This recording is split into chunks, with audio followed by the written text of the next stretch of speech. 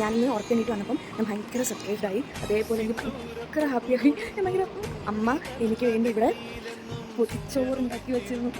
അതിങ്ങനെ ഞാൻ കുറേ നാളായിട്ട് പൊതിച്ചോറ് കഴിക്കണമെന്ന് ഇങ്ങനെ ഭയങ്കരമായിട്ട് ഇങ്ങനെ പറയുന്നുണ്ടായിരുന്നു. കുറേ ആയി. പിന്നെ ഞാനത് മറന്നുപോയി, ഞാനത് വിട്ടുപോയി.